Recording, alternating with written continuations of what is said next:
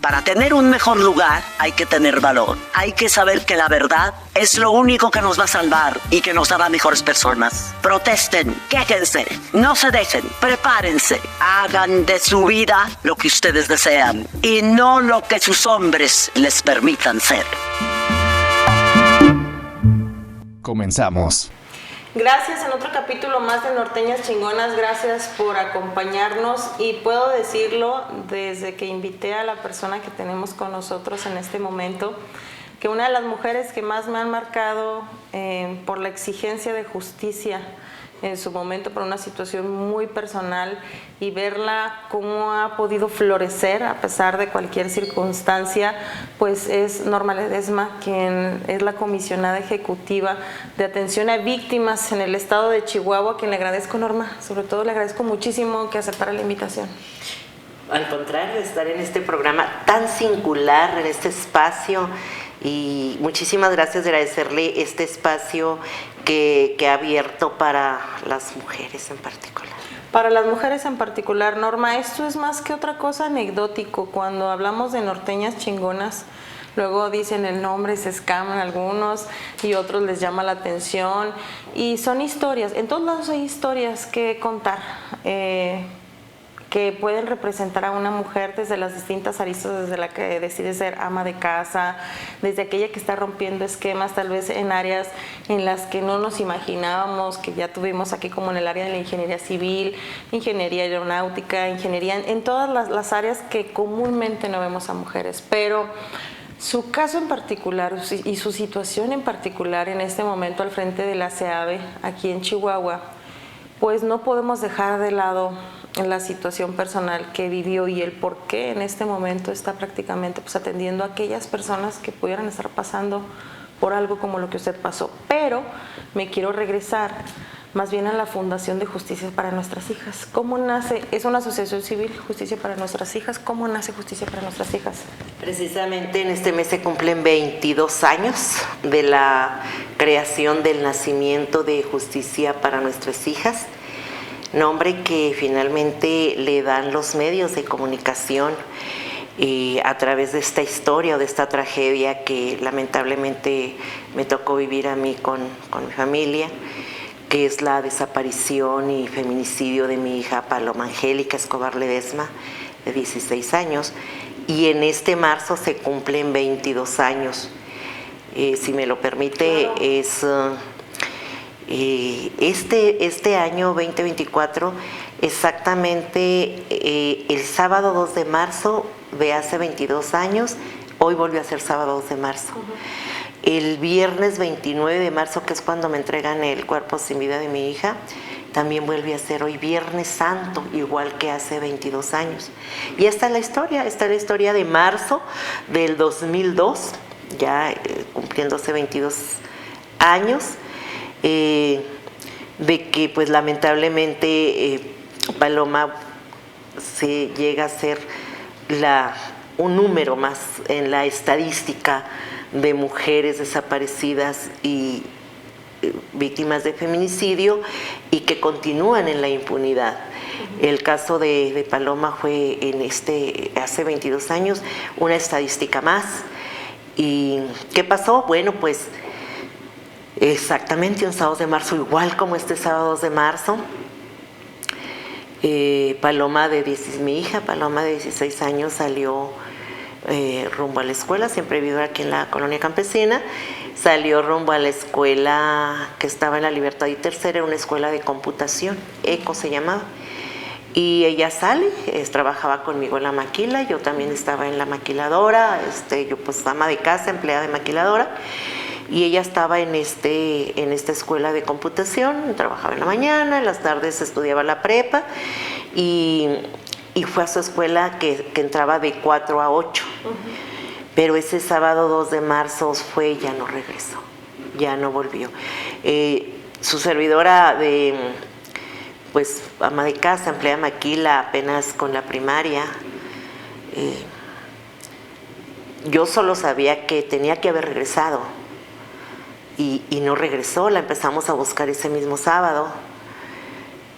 El domingo 3 de marzo fuimos a la fiscalía en ese entonces Procuraduría de la zona centro, que es la 25 y Canal, y me dijeron lo que yo lucho hoy, porque no vuelvan a decirles jamás a un servidor público, a una familia, eso. Espérese 72 horas, anda con el novio. Usted como ustedes, sus padres como cristianos evangélicos la tienen muy, muy cautiva. Ella como joven quiere divertirse y se fue. Yo solo estaba segura de que no era verdad, que ella no se había ido. Pues la buscamos ese sábado en la noche, pusimos la denuncia y eso me dijeron. Afortunadamente en la maquiladora donde trabajábamos ambas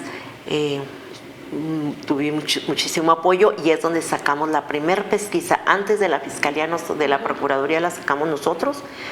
Y empezamos ese mismo domingo 3 a volantear como podíamos. Ella se había desaparecido en la Libertad y Tercera, muy cerca de Catedral, y ahí empezábamos a volantear. Necesitamos saber qué ha pasado. Ya todo el sábado la buscamos con familiares, con amistades, con gente de la maquila, Era totalmente inusual. Ella nunca se quedaba en otra cama que no fuera la de ella, jamás. Y bueno, pues ahí empieza lo que después fue justicia para nuestras hijas. Yo dejo el trabajo, o sea, nunca renuncié, después me incorporé, pero yo no vuelvo a trabajar hasta que encuentre a mi hija. Yo solamente estaba muy convencida que no se había ido. El amor de su vida para ella era su hermanito de 12 años. Entonces, si ella en algún momento hubiera querido irse, porque como decían que la teníamos muy encapsulada, ella se hubiera llevado a su hermano. De eso yo estaba segura, porque lo amaba, era su bebé, era su muñequito. Entonces ella no se hubiera ido sin su hermano.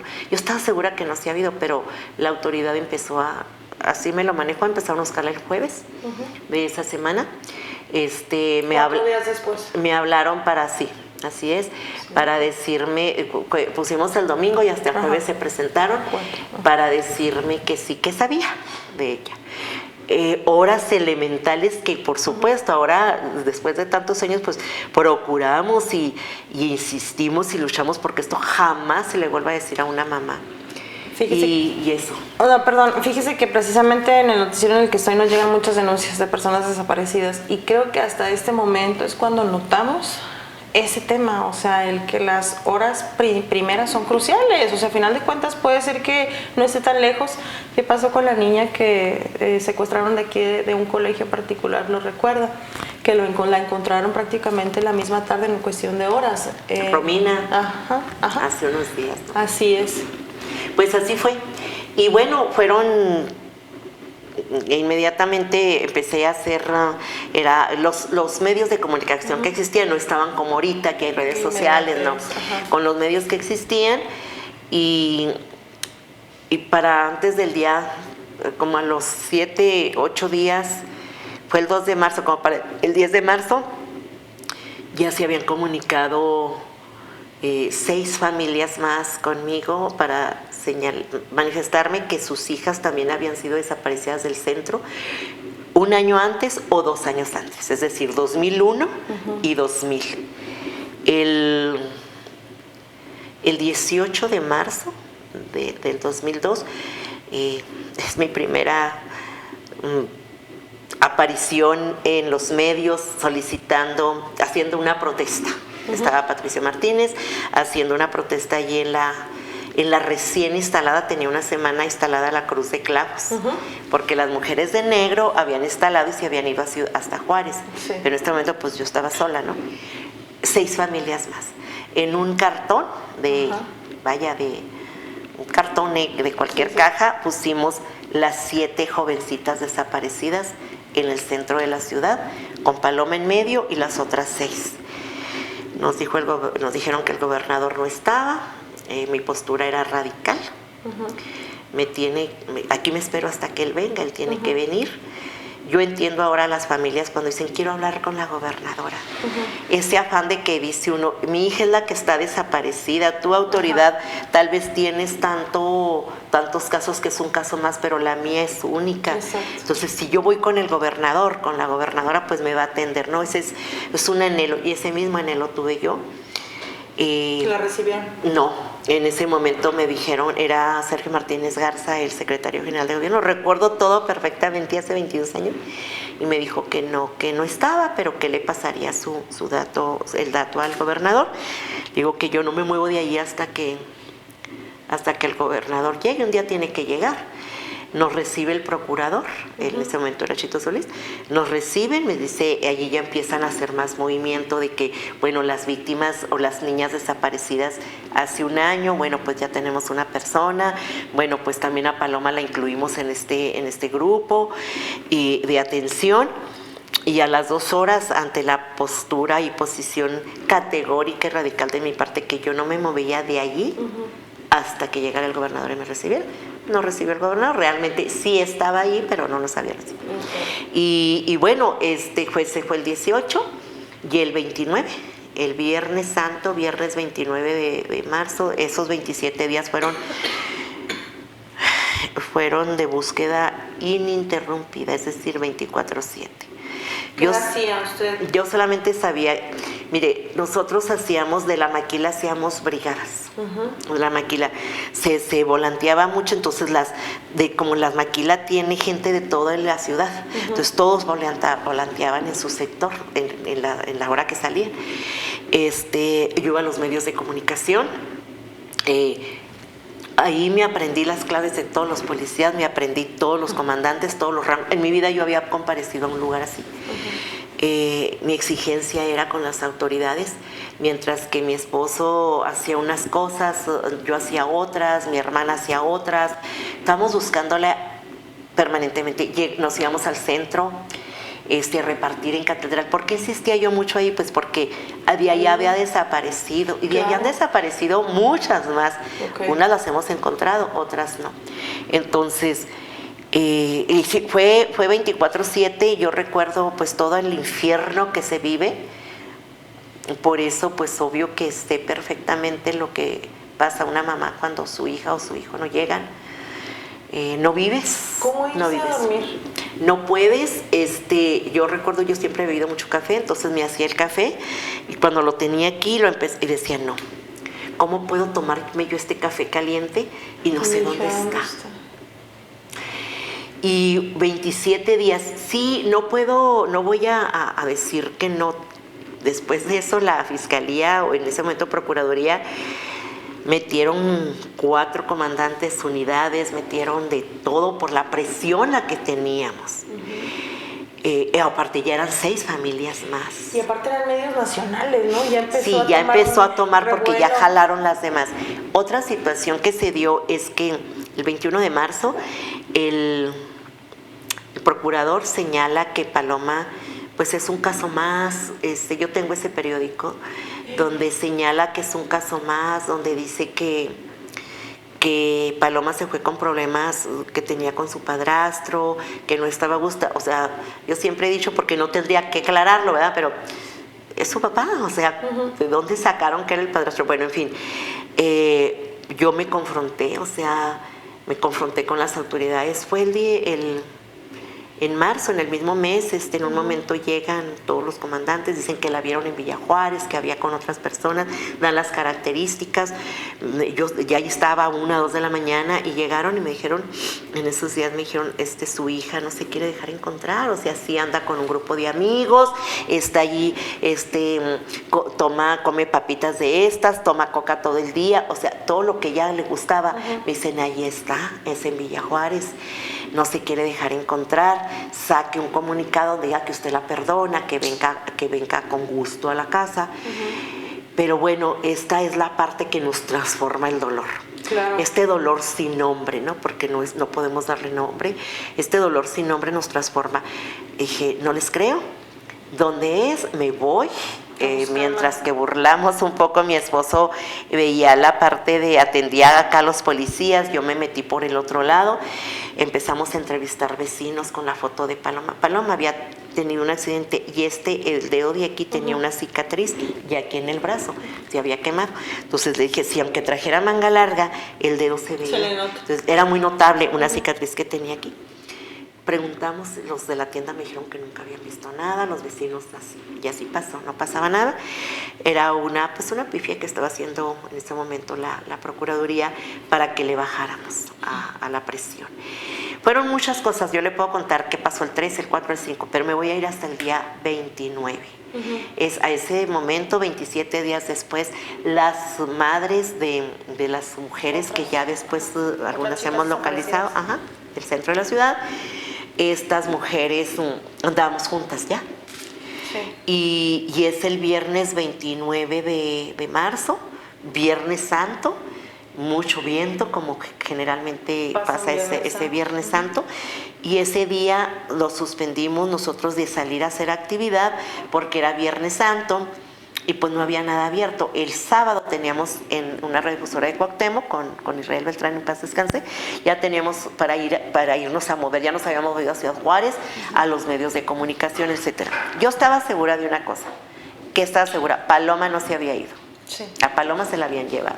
Entonces, bajo esa situación, lo que yo determino es que definitivamente si no se la habían ido, si no se la habían llevado, definitivamente ¿qué estaba pasando? Peligro, claro. Riesgo. Y bueno, ese viernes ya casi después. 27 días después. Y pues ya llegan los policías, obviamente su rostro era muy diferente a la cotidianidad que llegaban por mí, etcétera. Llegaron y me dijeron, señora, el subprocurador, en este momento se llaman jefa de previas, el jefe de previas quiere verla, el jefe de previas quiere verla, la subjefa, ¿por qué? Les pregunté yo, sus rostros eran como las 11 más o menos, 12 del día. Era muy diferente a la cotidianidad anterior. 27 días yo no pedía, yo suplicaba. Suplicaba que me ayudaran a buscarla. Suplicaba que hicieran acciones. ¿Sí? Llegamos y, bueno, sí de frente y muy, muy, muy respetuosa, la subjefa de previas me hace el señalamiento, me dice... Encontramos en el kilómetro 4.5 carretera Aldama el cuerpo de una mujer sin vida. Trae la ropa, trae esto. Ya estaba, pues eran muchos días. No había aquí servicios periciales, no había aquí nada de eso. Todo se hacía acá en Semejo en esa época. Sí. Y me dice, tiene esto y estas características. Obviamente la forma más normal es, pues no es cierto, pantalones de mezclilla cualesquiera usa, pelo largo cualesquiera tiene, ¿no? Y bueno, pues sin ADN, sin nada, porque no había nada de eso, es cuando me entregan a Paloma. Yo creo que allí nace justicia para nuestras hijas, que era la pregunta. Ya nos identificaban los medios porque decían, las mujeres que dicen que buscan justicia para nuestras hijas se manifestaron en el Palacio, las mujeres que buscan justicia para nuestras hijas, entonces ya nos estaban los medios de comunicación, el nombre. Pero ese 29 de marzo, ese Viernes Santo 29 de marzo, que ya ahora sí, o sea, que te llega el shock y que ves las prendas y que te dicen no hay vuelta de hoja, es Paloma, entonces ya te cambia. O sea, hay un cambio total. ¿Qué sintió usted? O sea, ¿sí hubo una parte de aceptación de una madre de decir si es ella? ¿Sí hubo algo que le dijo? Yo creo que sí. Una situación que una situación. Ella traía una pulsera en el pie que yo nunca le dije a la procuraduría que tenía. O sea, yo les dije, lleva el broche blanco, lleva la chamarra, lleva esta blusa, lleva estos aretes, pero nunca les dije de la pulsera, y allí estaba la pulsera. No había vuelta de hoja. Decía Paloma y Gerardo, que era el noviecito que ella traía, con el que andaba. Entonces, cuando yo vi la pulsera, esa pulsera la había mandado a hacer. Particular. Entonces, nadie más la podía tener. Nadie más. Yo no vi el cuerpo, lo ve mi esposo, obviamente en esta modificación, pero sus pies todavía estaban muy conservados, eran muy singular, la pintura de uñas que traía, todo. Y todavía tengo que enfrentarme a notificar a la familia, pasar todo este proceso. No había comisión de víctimas, no había psicólogo, no había nadie que atendiera. Y bueno, ese viernes, yo creo que ese día vino familia de mi hija por todas partes, mi padre abuelo, todo mundo, pero yo recuerdo como y este mes me ha torturado un tanto así porque recuerdo que como en medio borroso, la caja estaba en una caja blanca de madera, muy sencilla. Había unas velas, todavía se usaban, creo que ahorita ni se usan en los funerales, ¿no? Unas velas, flores.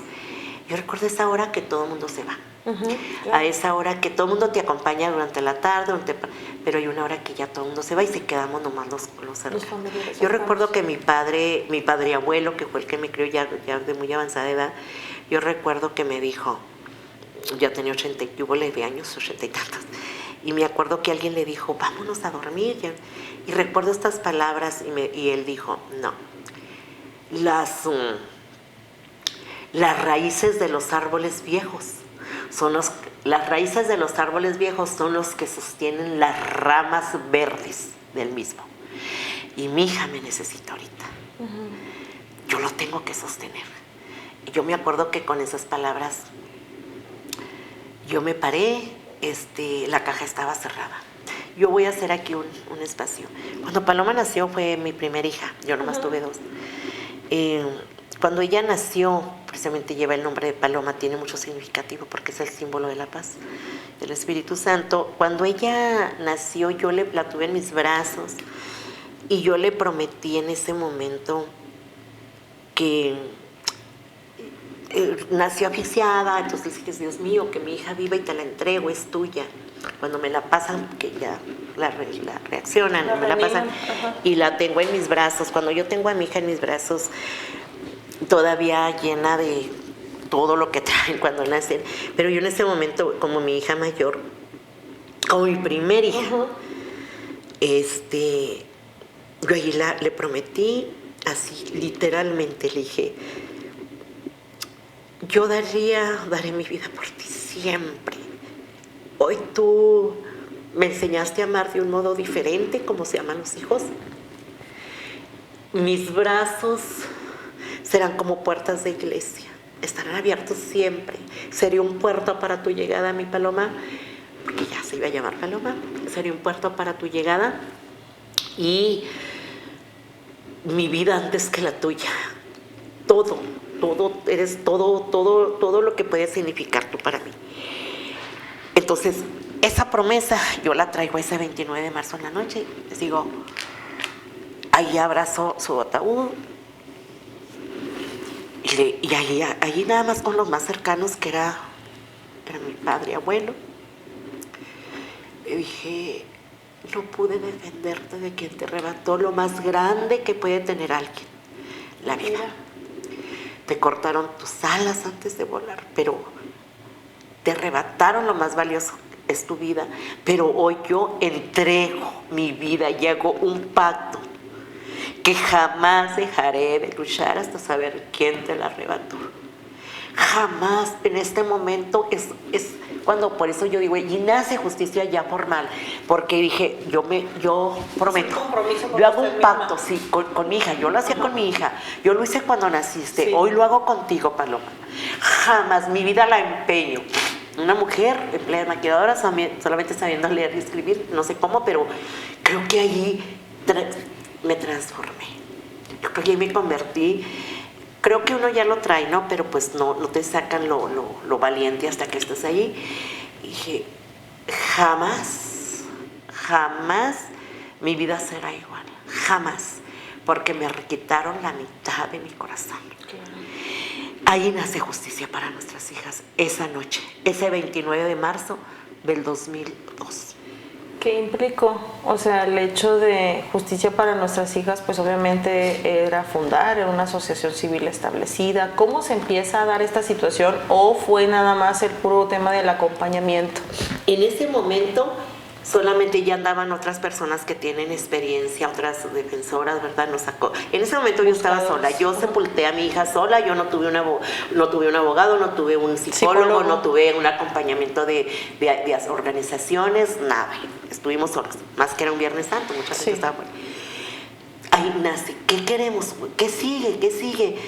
Bueno, empezamos porque ahora las mamás me decían, las otras compañeras, usted ya la encontró y la mía, nos vamos a luchar por ellas. ¿qué es lo que yo había hecho nada más para poder llegar a presionar y poder? Porque bueno, ya después, y ahora en la investigación, pues sabemos que sí se la llevaron del centro, quiénes estaban, que había autoridades involucradas, que la habían ido a depositar bajo la presión que teníamos por la promesa que el gobernador nos había hecho que sí la iba a encontrar. Todo eso lo supimos después, en ese momento, pues no. Entonces yo era el único camino que sabía, presionar.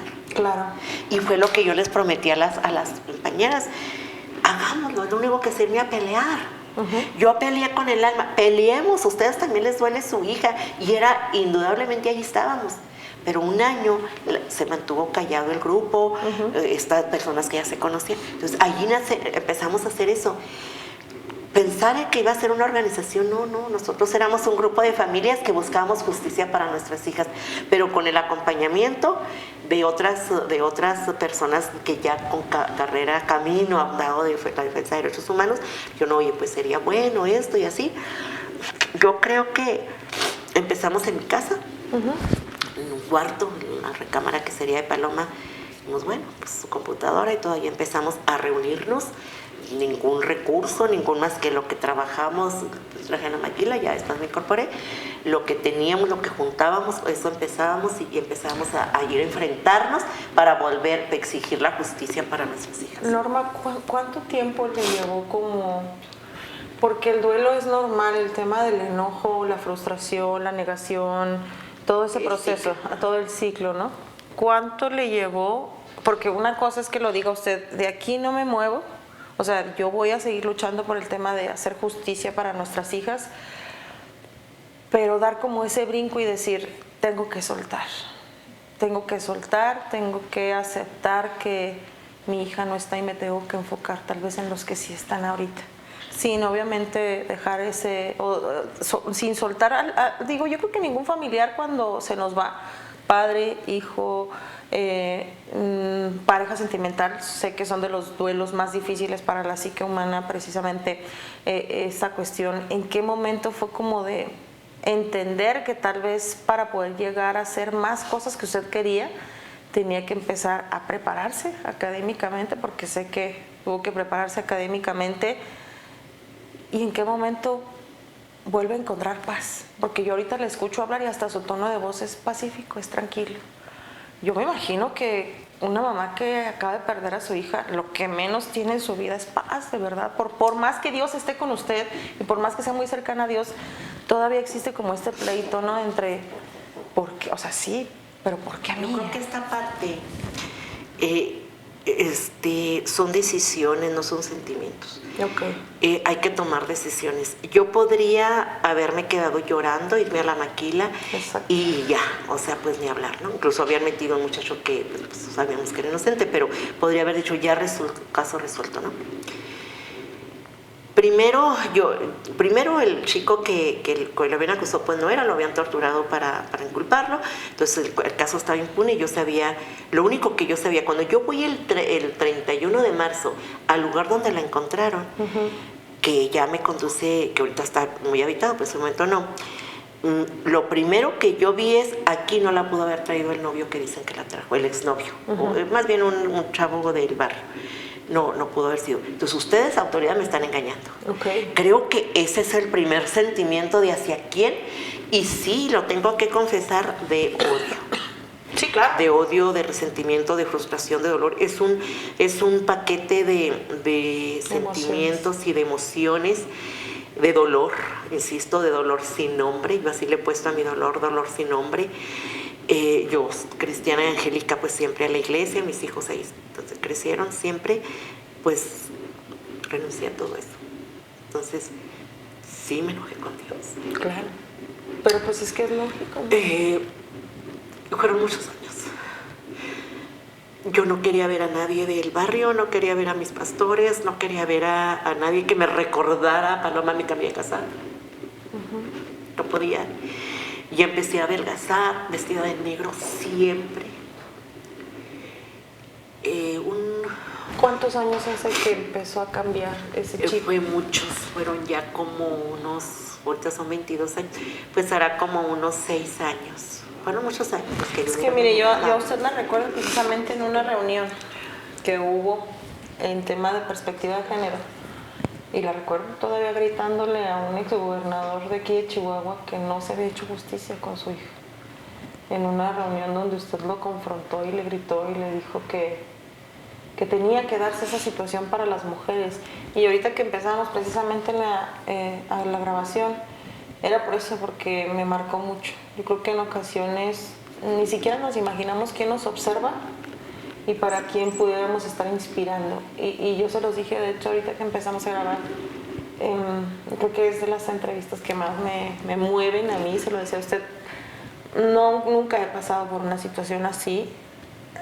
Ahora que acaba precisamente de pasar el 8 de marzo, sin embargo, cuando hemos pasado por situaciones de violencia de cualquier tipo, como mujer, logramos entender muchas cosas de las que están siendo o se están manifestando, porque entendemos que están enojadas, que están súper, disculpe usted, encabronadas, de verdad, porque no hay un sistema, porque yo lo puedo decir, digo, abiertamente. Yo tuve una situación de violencia, pero tuve la oportunidad de pagarme un psicólogo, de pagarme un psiquiatra, pagar mi medicamento, entender y de alguna manera reconstruirme. Usted también tuvo que reconstruirse para mí del dolor más fuerte y yo no me siento capaz de verdad de poder vivir una situación así. Esa reconstrucción no se puede solos. Y sí, muy válido todos los dolores y todos los apoyos que puedas tener. Sin embargo, yo sí tengo que y qué bueno que usted me pregunta, generalmente no preguntan esto. Fueron muchos años. Yo descubrí que ese 29 de marzo que habían detenido a una persona inocente que había sido torturada para que se inculpara, que gracias a que yo conocía las claves de los policías pude saber que no era el culpable. Entonces me quedó una frase que no sé, después sé que alguien más la dijo antes que yo, por supuesto: el conocimiento es poder. En ese momento yo no sabía, no tenía más que mi primaria, insisto, en ese momento. Entonces el conocimiento es poder, entonces tenía que tener conocimiento. Entonces el amor por Paloma es una mezcla, es como una licuadora de sentimientos. Cuando decimos el odio mueve, es cierto, el odio mantiene. Sin embargo, tuve que tomar decisión a qué le iba a alimentar más, al odio o al amor.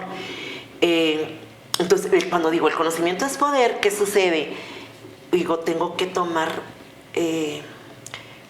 decisiones. Y una de ellas era, yo a mis hijos les enseñé siempre que las personas que hacían acciones malas, los delincuentes, acciones que mataba gente, acaba de pasar Campo Algodonero, lo veíamos, yo siempre les dije, ellos son nuestros enemigos, no nuestros maestros.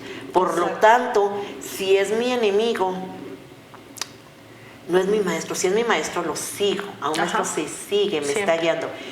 Entonces yo estaba ya ahora confrontándome con mis propias palabras en que estos que habían asesinado a Paloma eran mis enemigos. Entonces yo tuve que luchar para seguir educándole a mi hijo, porque los primeros años, y seguramente mi hijo lo va a ver porque ya la ha seguido y ya sabe de usted, entonces en algún momento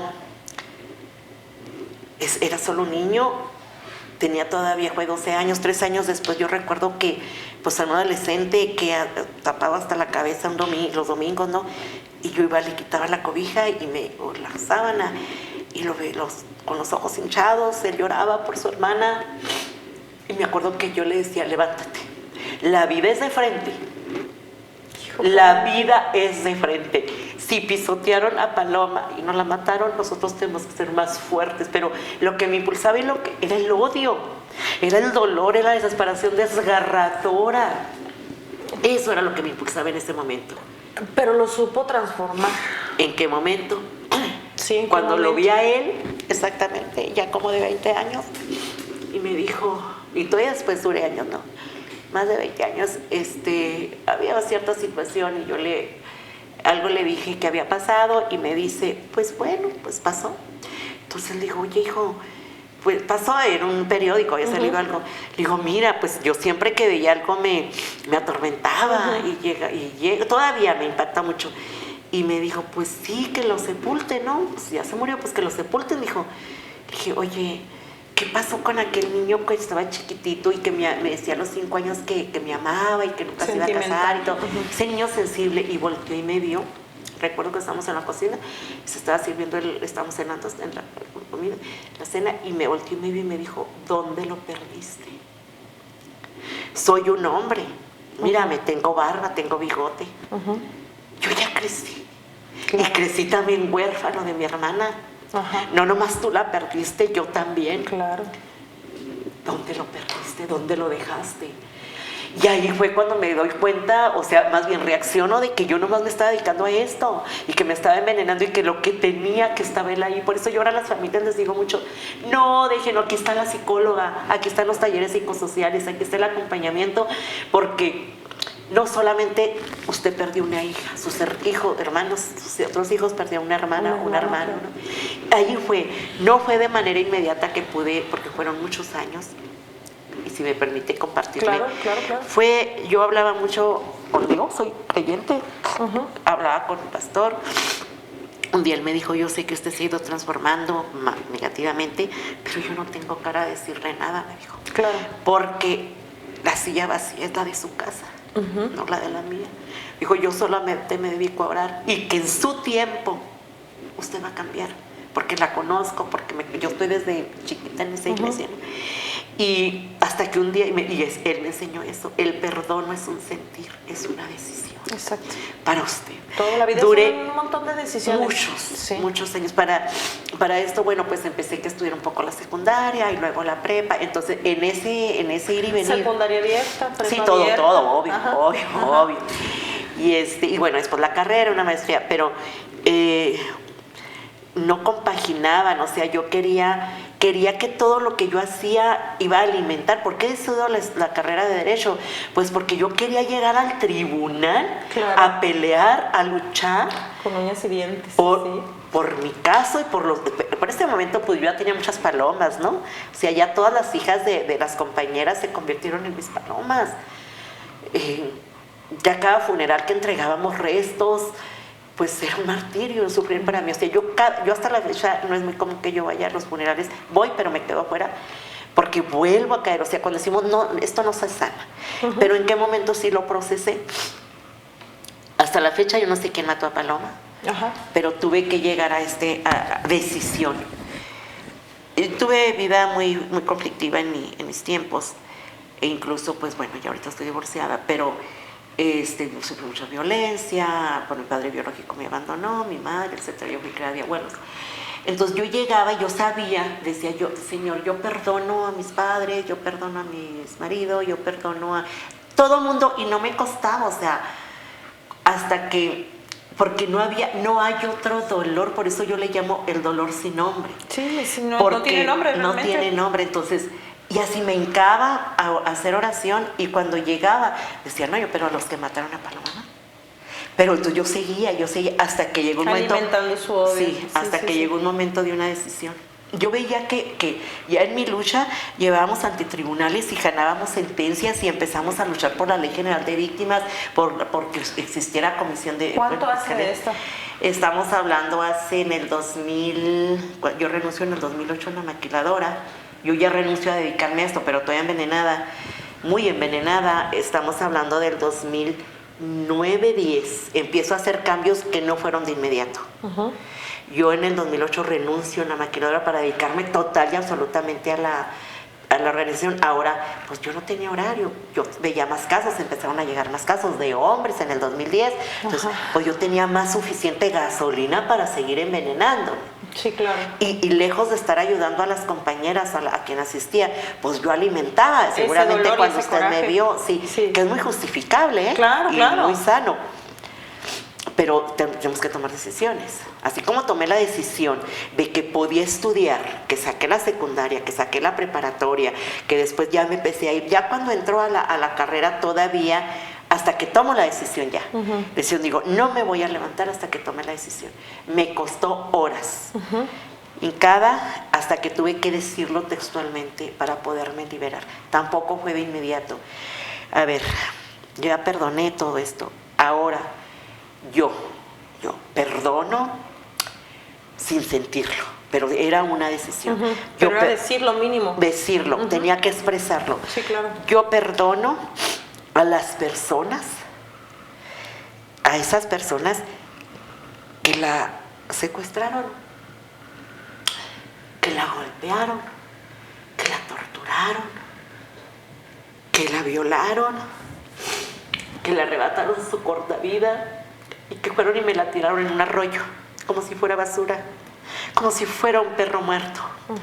Yo decido en esta tarde perdonarlas. Yo estaba desde las 11 orando, esto era ya como las 2 de la tarde, 3, porque no podía, tenía que tomar la decisión. Dije, yo perdono, yo necesito tener esta paz para poder seguir compartiendo. Ya he compartido mucha lucha, he compartido las guerras, y esto no va a terminar, la guerra sigue, pero ahora la paz que tengo no depende de la paz de no tener problemas. En medio de los problemas, ahora tengo paz. Yo como creyente sé, y ahí también, ¿verdad?, lo confesé, sé que Paloma, en ese momento como cristiana, como creyente, al estar en la tortura en que la tenían, yo sé a quién tuvo que acudir, porque ella nació en el Evangelio y ella sabía que no había más, ella sabía que iba a pasar una puerta más allá. Tuvo que haber estado llena de terror, de dolor, y eso era lo que yo no perdonaba. O sea, yo perdonaba, lo mío era lo de menos, yo no perdonaba el sufrimiento de ella. Sí, claro. Entonces dije, sí, todo esto lo pasó y eso todavía duele y duele mucho, pero sé que ya pasó una puerta, sé que ya pasó un umbral en donde no habrá tristeza ni dolor, y sé que un día se levantará, y sé que un día le volveré a acariciar su cabello y veré sus grandes ojos y la abrazaré otra vez. Esa es mi fe. Con eso yo lo suelto, yo los libero. La justicia del mundo a veces está muy cerca de la venganza. Sí, claro. Y es natural también, no estoy hablando que sea malo. Entonces creo que eso tomé esa decisión. No fue en ese momento en que sí me levanté más liviana, pero todavía con resentimiento. Claro, claro. Y fui trabajándolo. ¿Cómo lo trabajó? O sea, porque esta es parte, yo creo que es importante puntualizarla. Y sobre todo por el nombre del podcast. Porque muchas mujeres podemos haber sufrido violencia, la pérdida irreparable de una hija, que la verdad es que para mí es una situación ya así, yo creo que lo más que le puede pasar a una persona que la respeto y la admiro, y se lo digo abiertamente. ¿Cómo logra modificar esas emociones y alimentar más el amor que el odio? ¿Decisión? ¿Cómo? Psicología, No, espiritualidad. Espiritualidad. No, yo psicología no, nunca fui con psicólogo, no, yo creo que yo busqué, después de esto, porque yo buscaba el prepararme, el tener una organización, el tener recursos para la organización, el aprender, el capacitarme, y no era nada malo, por supuesto, No, pero mientras yo personalmente no estaba creciendo, no estaba atendiendo a mi hijo, que en este caso era mi familia, mis hermanos. Yo no podía ir a la piñata de mis hermanos porque yo los veía que se reían, los hijos de mis hermanos, porque yo los veía que se reían y yo no quería que nadie se riera. Usted estaba enojada, frustrada. Muy enojada, lloré muchos años así. Entonces, creo que esta fue cuando tomé esta decisión, que yo sé que ella vive, que un día volveré a verla. Cuando fui alimentando fue espiritualidad plena, sí, y absolutamente. Después cuando pude así como que, esta es una misión. Tuvo que pasar lo de Paloma, porque ya había pasado, estaba todo lo que ha pasado en Juárez, pero no había ese movimiento. Yo recuerdo que incluso en ese 2002, de una televisora, al hacer el resumen del año, dijeron, y en marzo que desaparece Paloma, caso que viene a cambiar la metodología de atender los casos, ¿sí? Porque bueno, pues ya no lo llevamos a la Constitución Interamericana, ganamos, hicimos la Fiscalía de la Mujer, etcétera.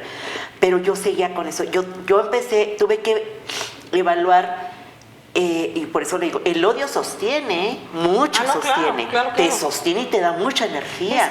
Es que ninguna emoción, es que también yo creo que incurrimos mucho en esta parte de todos somos felices, y no es cierto, todos somos luz y todos somos sombra.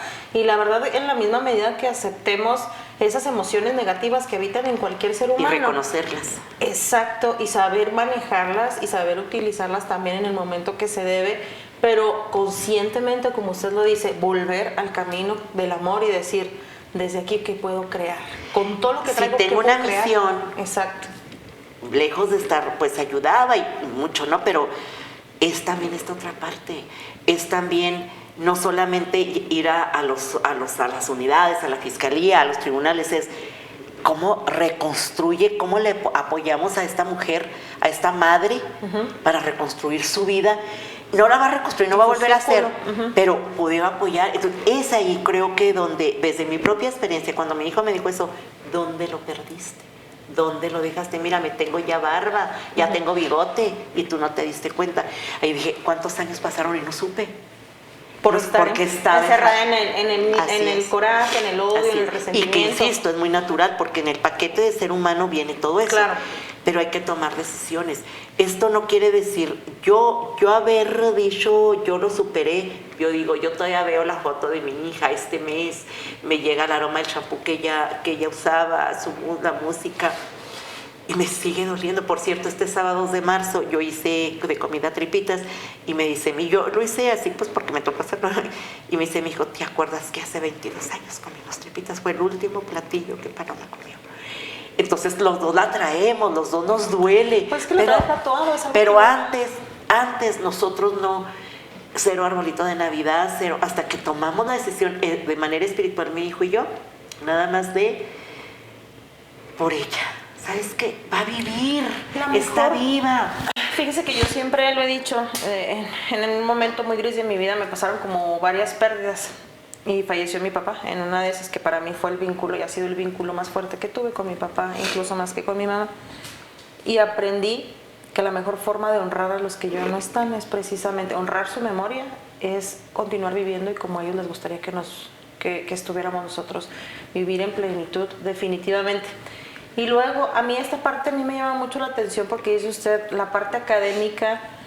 Hizo una licenciatura, hizo una maestría, pero le tocó estar y exponer, y me acuerdo que exigir justicia, gritándole al exgobernador, diciéndole, mi Paloma no me la han regresado, mi Paloma no ha regresado, o sea, aunque hayan encontrado el cuerpo, mi Paloma nunca regresó a casa, o sea, fue una situación así. Recuerdo de esa exigencia que le hacía y gritándole en ese momento al gobernador, y yo la veía, y yo recuerdo que pensaba y decía, pues sí, o sea, yo tenía... En aquel tiempo, yo creo que una hija de la más grande ahorita de tener como unos 2 años, tendría en aquel tiempo. Y yo la veía y decía, pues es que a mí me hacen eso y claro que yo voy y quemo cualquier edificio. O sea, yo sí entiendo esta situación. ¿Ha cambiado? Mi pregunta es, ¿ha cambiado en Chihuahua? Yo sé que va a ser generacional y yo sí tuve mucha terapia psicológica. Y el psicólogo con el que yo platicaba, hablábamos mucho del tema de perspectiva de género, y me dice, es que esto va a llevar tal vez decenas o cientos de años, pero estás poniendo las bases para hacer cambios sustanciales, sobre todo en el tema de violencia de género, feminicidio y el tema de equidad. ¿Ha cambiado algo de hace, no sé, 12 años que yo la veía todavía molesta, enojada, gritándole a un gobernador? No, y todavía me pongo loca de vez en cuando, no crean que no. Aquí lo único, sí, porque creo, lo único que yo pude entender esto, aunque al asesino o los asesinos los lleven ante un tribunal, que es lo idóneo que debe de hacer el Estado de Justicia, y le den 100 años de cárcel, no me la van a regresar. Exacto. Lo que hice fue transformarlo en positivo para poder apoyar a otras personas, a otras familias, y lograr decir, no ha habido cambios, es decir, de nada ha servido lo que hemos hecho. No, sí ha habido cambios, sí ha habido, que tenemos instituciones que hemos impulsado desde la sociedad civil para la FEM, la FEM simplemente, ¿no? La ganamos por el caso de Paloma, la recomendación. Entonces, entrar a la FEM, ver el cuadro, el pensamiento que yo le hice ese poema a mi hija, y ver personas cuando he entrado y a veces están leyendo. Ellos no saben quién soy, no saben quién es Paloma, pero lo ven y ya se les está atendiendo. La muerte de Paloma no fue en vano. Claro que no. Yo no, si me hubieran preguntado, yo mi vida lo hubiera dado, pues claro que jamás hubiera dicho sí. Pero entonces, si la muerte de Paloma no fue en vano, ahora podemos lograr rescatar muchas.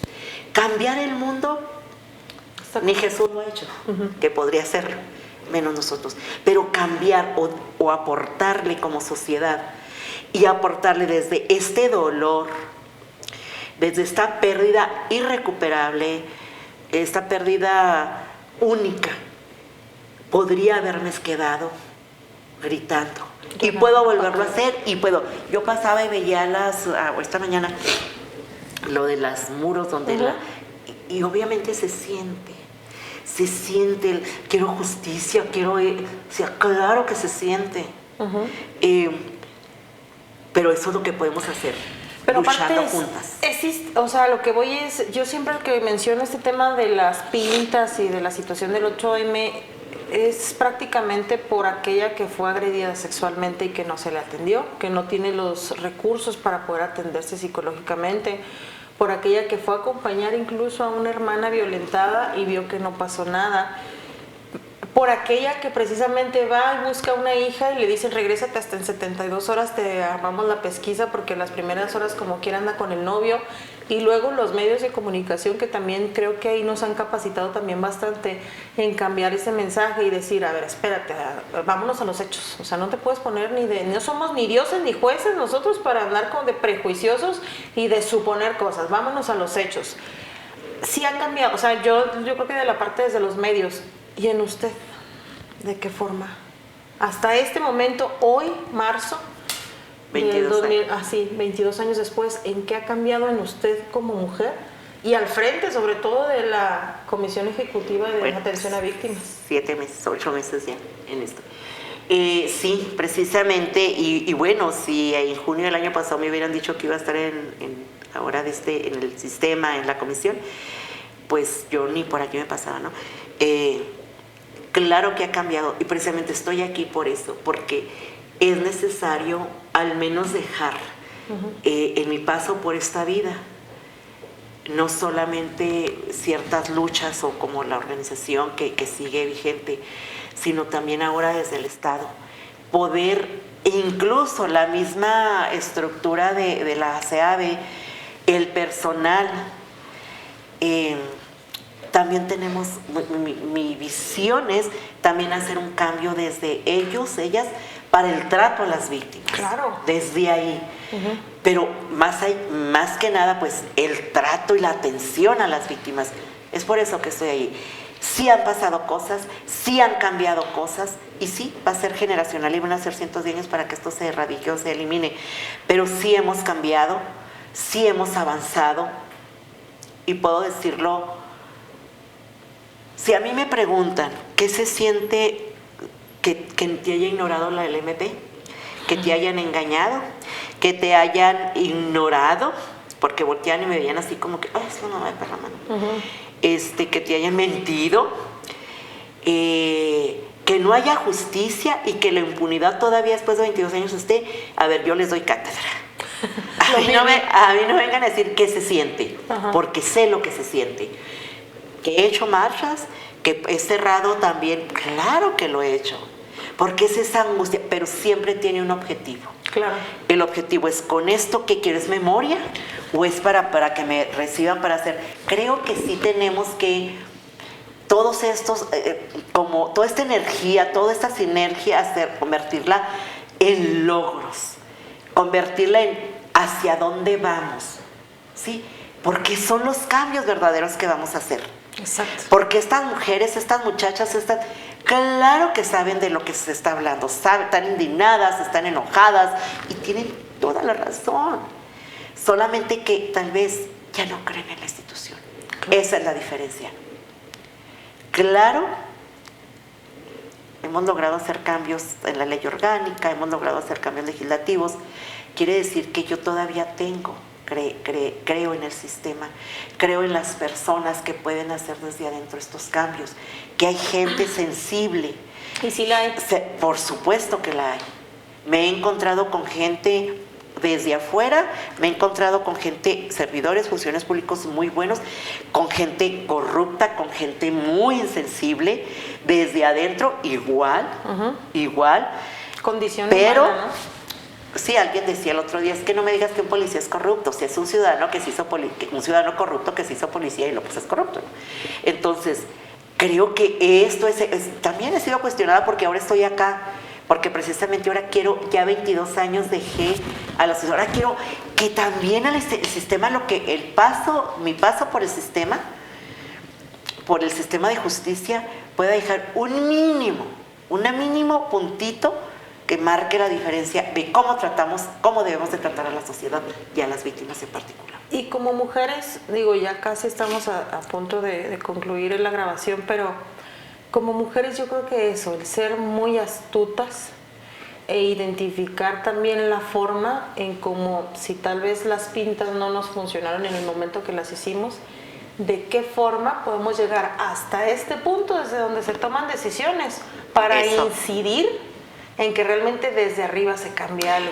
Eso es muy importante. De pronto queremos que las personas que ya están en el poder cambien y hagan las cosas que deben de hacer.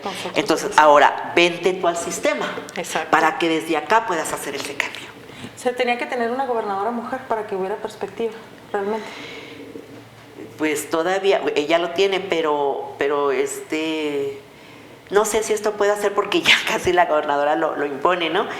Pero tal vez sí influye muchísimo. Lo digo por lo siguiente, en su momento ya entrevisté a Wendy Chávez de la FEM y me acuerdo que ella me decía, es que cuando se abre precisamente la FEM, en esta recomendación que se hace para atender las situaciones de violencia derivado de justicia para nuestras hijas, pero se abrió nada más la de Chihuahua y lo pasaron casi que 11 años o 10 años para que se abrieran otras 2 más. O sea, en cuestión de 10 años se abrieron 3 lugares en todo el estado.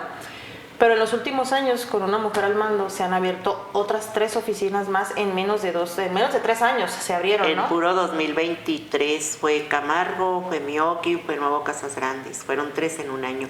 En la administración de Corral creo que fueron 2 nada más. Sí. Sí, no, yo creo que sí. Desde la instrucción de la señora gobernadora, y pues también cabe mencionar, ¿no?, que tenemos un fiscal que no nos dice que no, que decidió, estamos ahí, que estas mujeres que estamos trabajando, una Wendy Chávez, una Tatiana Carrión, una Raquel Bravo, su servidora, que estamos dándole con una visión genuina, sin protagonismos.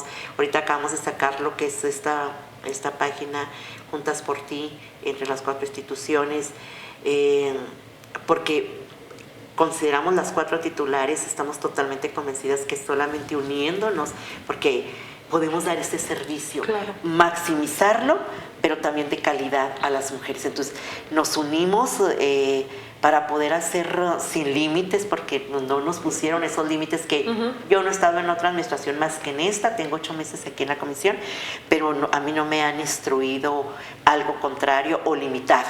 Okay. Para poder hacer la atención que los programas o la atención que se requieran. Entonces creo que ahora las que ya tienen mucho tiempo pues lo pueden manifestar, que han podido tener instrucción en cuanto a no permitirles avanzar, pero en cuanto a esta administración y en estos 8 meses que tenemos, pues claro que por supuesto hemos tenido luz verde, no solo luz verde, sino instrucción de que avancemos todo. Ese es otro problema, el recurso no baja lo suficiente que quisiéramos, pero hemos aprendido a tocar puertas, a abrir los sistemas, a organizarnos, a articularnos, porque no va a haber dinero que alcance, son miles de víctimas. Entonces no, nunca va a haber, pero si nos organizamos, nos coordinamos, en vez de estar, es que yo creo que eso se lo debemos a la gobernadora. Yo creo que en estos 2 años que tiene, no fue su discurso nunca de apertura decir que es que la deuda, y es que la deuda. Como mujeres, eso también lo puedo asumir, que es como por ser mujeres, somos buenas administradoras. Sí, claro. Entonces es cómo tocamos, cómo nos unimos, cómo nos articulamos, cómo sí.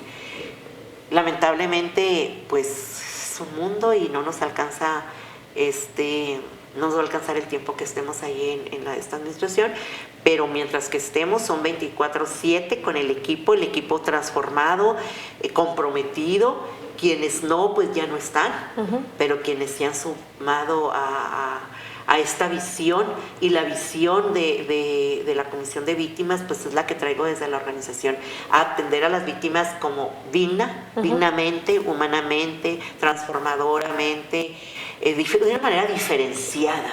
Eso debe de ser en todos los sistemas, en toda la fiscalía.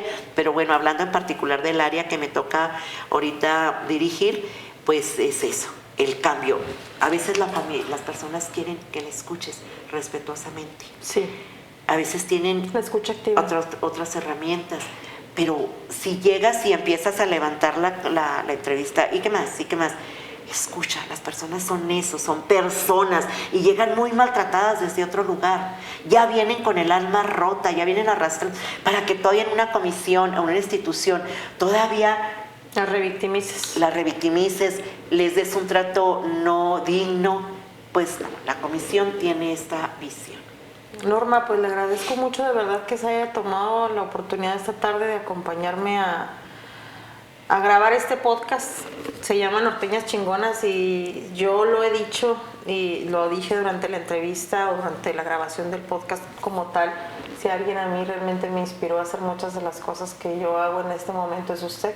Usted no tiene idea de cómo me marcó en la vida ver esa exigencia suya precisamente por su hija.